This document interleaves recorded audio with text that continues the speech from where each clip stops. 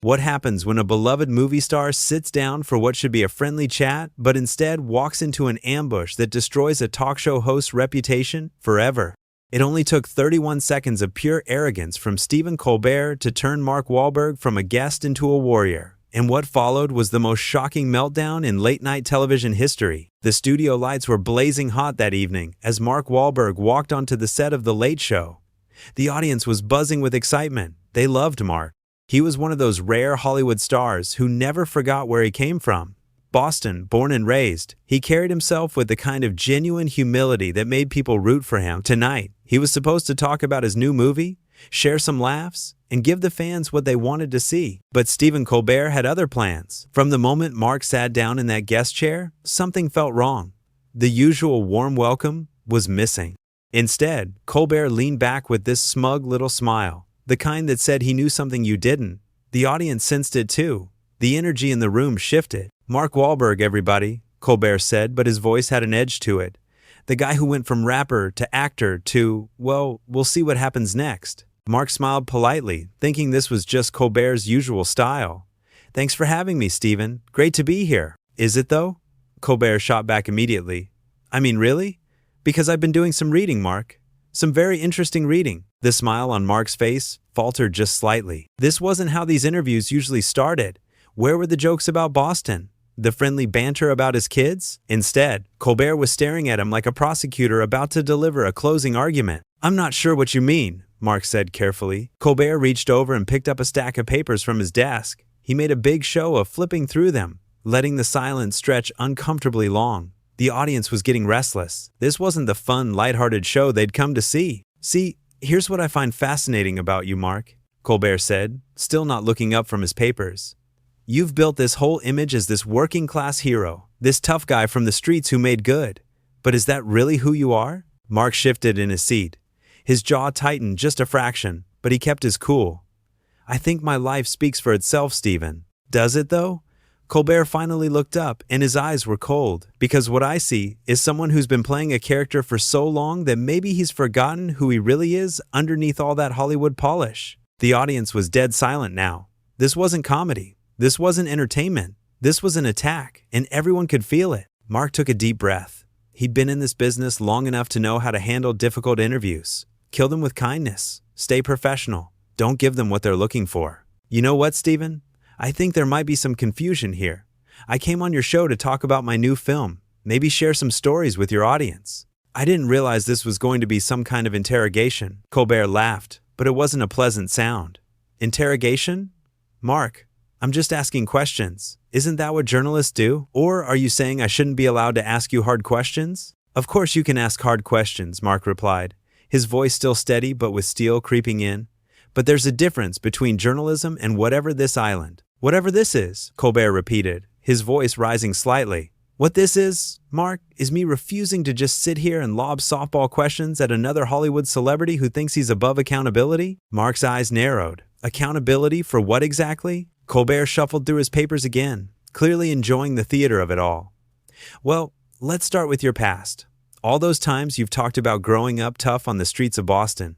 The implication being that you understand struggle, that you're somehow different from all the other privileged actors in Hollywood." "I am different," Mark said simply. "Are you?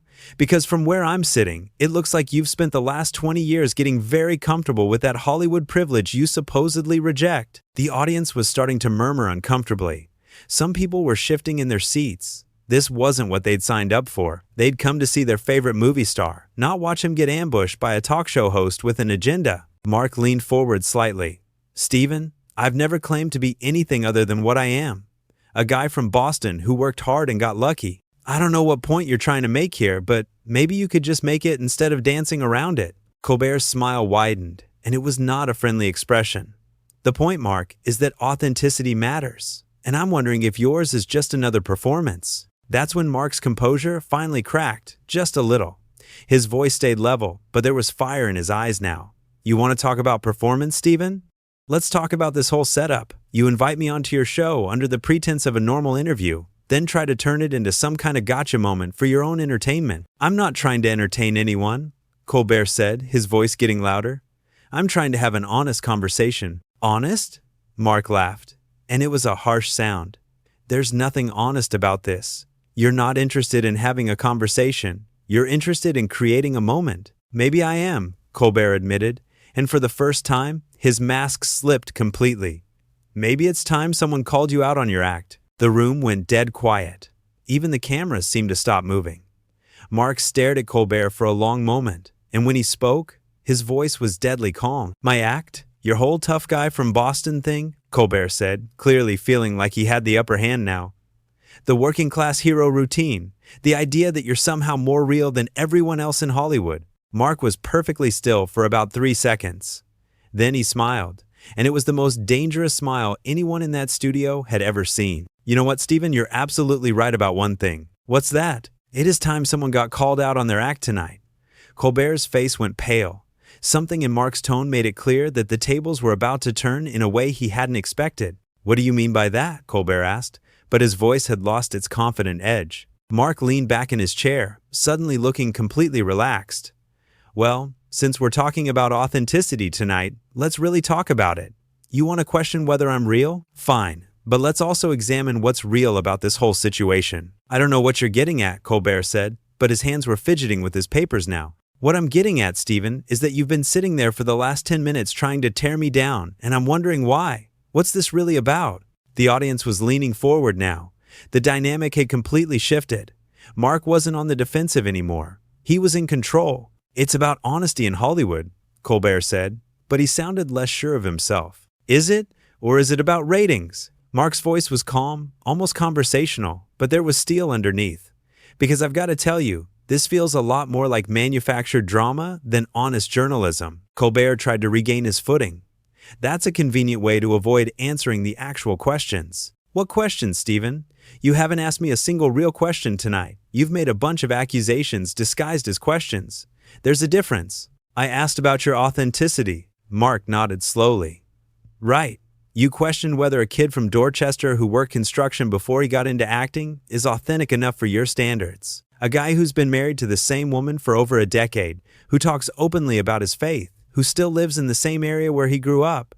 You're questioning whether that's real. Anyone can say those things, Colbert shot back. Anyone can say them, sure, but not everyone lives them. Mark's voice was getting stronger now. And here's what's interesting to me, Stephen. You're sitting there questioning my authenticity, but what about yours? Colbert's eyes went wide. What about mine? Well, let's see. You built your whole career playing a character. A fake conservative pundit on a comedy show. For years, you pretended to be someone you weren't, and people loved you for it. Then you got this job, and suddenly you're the arbiter of who's real and who isn't. The audience was starting to murmur. Some people were nodding. Mark was making sense, and Colbert was starting to look foolish. That was comedy, Colbert said defensively. Everyone knew it was a character. Did they, though? Because I remember a lot of people who took that character seriously, and I remember you enjoying the confusion. You liked being able to hide behind that fake persona when it suited you. Colbert's face was getting red. That's completely different, is it? You're sitting here lecturing me about authenticity when your entire career has been built on pretending to be other people. At least when I act in movies, everyone knows I'm acting. The audience was getting more vocal now. There were some scattered claps, and a few people were actually laughing at Colbert, not with him. Look, Mark, Colbert said, trying to regain control. I think you're missing the point here. No, Stephen, I think you are. Mark's voice was firm but not angry. He wasn't losing his temper. He was dismantling Colbert piece by piece with pure logic. The point is that you invited me here tonight not to have a conversation, but to create a spectacle. You wanted to be the guy who took down Mark Wahlberg on national television. That's not true, Colbert protested, but his voice lacked conviction. Isn't it? Then why didn't you tell me beforehand that you wanted to have this kind of interview? Why didn't you give me a heads up that you were planning to question my entire life story and career? Colbert opened his mouth, but no words came out. I'll tell you why, Mark continued. Because you knew that if you'd been honest about your intentions, I might have chosen not to come on your show. And then you wouldn't have gotten your big moment. The audience was fully on Mark's side now. There were more claps, and someone in the back actually shouted, "Tell him, Mark." Colbert looked around the studio, clearly realizing that he was losing his own audience. Look, this is getting out of hand, he said. Is it? Or is this just what happens when someone actually pushes back against your act for once? Mark smiled, and it wasn't mean or cruel. It was almost sad. Stephen, I came here tonight in good faith. I respected you and your show enough to show up and try to give your audience a good time. But instead of treating me like a guest, you treated me like a target. I was just doing my job, Colbert said weakly. Your job is to entertain people, not to ambush them. Your job is to make your guests feel welcome, not to make them defend their entire existence for your amusement. Colbert tried one more time to salvage the situation. Look, maybe we got off on the wrong foot here. Maybe? Mark raised an eyebrow. Stephen, you've spent the last 15 minutes trying to tear me down on your own show. That's not getting off on the wrong foot. That's a deliberate choice. The audience was getting restless, and not in a good way for Colbert. People were starting to boo, quietly at first, then louder. Okay, maybe I came on a little strong, Colbert admitted. A little strong? You questioned my entire identity, my background, my authenticity, my family, my career. You did everything but call me a fraud outright. And when I pointed out the irony of you questioning anyone's authenticity, you got defensive. Colbert was squirming in his chair now. The confident, smug host from the beginning of the interview was gone, replaced by someone who clearly hadn't expected his victim to fight back so effectively. I think maybe we should move on to talking about your movie, Colbert said desperately. Mark shook his head slowly. You know what, Stephen? I don't think so. Because here's the thing about authenticity that you seem to have missed. Real people don't just roll over when someone tries to bully them. Real people stand up for themselves. The audience erupted in applause. It was loud and sustained, and it was clear that they were applauding Mark, not the show. And that's what I'm doing right now, Mark continued when the applause died down. I'm showing you and everyone watching what it looks like when someone actually keeps it real. Colbert looked around the studio in panic. His own audience was cheering for his guest against him. This had never happened before. Not once in all his years of hosting had a situation spiraled this far out of his control. Mark, please, Colbert said, his voice almost pleading now. Can we just reset here? Start over. Mark looked at him for a long moment, and when he spoke, his voice was calm but final. You know what, Stephen? Some things you can't just reset. Some lines. Once you cross them, you can't uncross. What do you mean? I mean that respect is earned. And tonight you threw away whatever respect I had for you as a host and as a person. You can't just ask for a do-over after you've shown your true colors. The audience was completely silent now, hanging on every word. They could sense that something big was about to happen. My true colors? Colbert's voice cracked slightly. Yeah, your true colors. See, I thought I was coming on a talk show tonight. Instead, I walked into an ambush by someone who thought he could make himself look bigger by trying to make me look smaller. That's not journalism, Stephen. That's just bullying with cameras. Colbert tried to interrupt. Mark, I never meant to. Stop. Mark's voice cut through the air like a blade. Just stop talking for a minute and listen, because I'm about to tell you something that might actually help you, even though you don't deserve it. The host's mouth snapped shut. You want to know what authenticity really looks like? It looks like treating people with dignity even when you disagree with them. It looks like being honest about your intentions instead of setting traps. It looks like having the courage to admit when you're wrong instead of doubling down on being a jerk. Mark stood up from his chair. The audience gasped. Guests didn't just stand up in the middle of interviews. This was uncharted territory. Where are you going? Colbert asked, his voice small. I'm leaving, Mark said simply.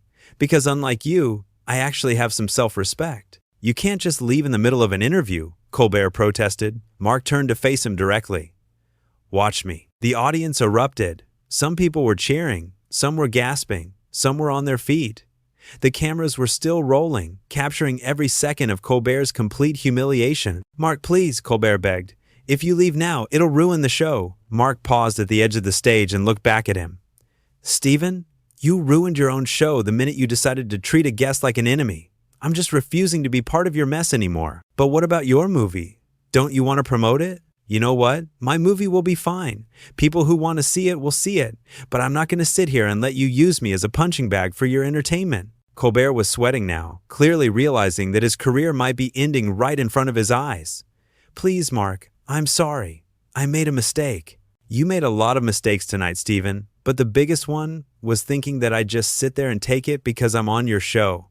Mark shook his head. That's not how respect works. You don't get to demand it. You have to earn it. The audience was going wild now. People were standing and cheering for Mark. Some were even booing Colbert openly. The host looked around desperately, but there was no saving the situation. Mark, wait! Colbert called out one last time. Mark stopped and turned around one final time. You know what, Stephen? I actually feel sorry for you. Because somewhere along the way, you forgot that the people who come on your show are human beings, not just content for your amusement. And that's a sad way to live. I didn't forget, Colbert said weakly. Yes, you did. Because if you remembered that I'm a real person with feelings and dignity, you never would have ambushed me like this. You would have treated me like the guest I came here to be, not like some villain you needed to expose. Mark walked toward the exit, but he wasn't done yet. He turned to address the audience directly. Ladies and gentlemen, I'm sorry you had to see this. You came here for a good time, and instead you got to watch your host try to tear down someone who came here in good faith. That's not your fault, and it's not fair to you. The audience applauded him thunderously. But I want you to remember something, Mark continued. When someone shows you who they really are, believe them. Tonight, Stephen Colbert showed you exactly who he is when he thinks the cameras are rolling and no one can stop him. Mark looked back at Colbert one last time. The host was slumped in his chair, looking defeated and small. And Stephen, if you ever want to have me back on this show, here's what needs to happen. You need to apologize. Not to me, but to your audience. Because they deserve better than this tonight. They deserved a host who could entertain them without tearing someone else down. Mark, I'm not finished. Mark's voice was firm but not cruel. You also need to take a long look in the mirror and ask yourself why you thought this was okay. Because this wasn't journalism. This wasn't comedy. This was just cruelty dressed up as entertainment. The silence in the studio was complete now. Everyone was waiting to see what would happen next. I came here tonight to talk about my movie, to share some laughs with your audience, and to have a good time. Instead, you turned it into some kind of character assassination attempt. Well, congratulations, Stephen. You definitely created a moment that people will remember, just not the way you wanted them to. Mark started walking toward the exit again, then stopped one final time. Oh, and Stephen, next time you want to question someone's authenticity, make sure your own house is in order first. Because tonight, everyone in this room got to see which one of us is really keeping it real. And with that, Mark Wahlberg walked off the Late Show stage, leaving Stephen Colbert sitting alone in front of his own audience, who were now openly booing their host. The cameras kept rolling, capturing every second of the most spectacular meltdown in late-night television history. Colbert sat there for a moment, looking around at his hostile audience, before finally saying in a shaky voice, "We'll be right back after this commercial break." But everyone in that studio knew there was no coming back from what had just happened.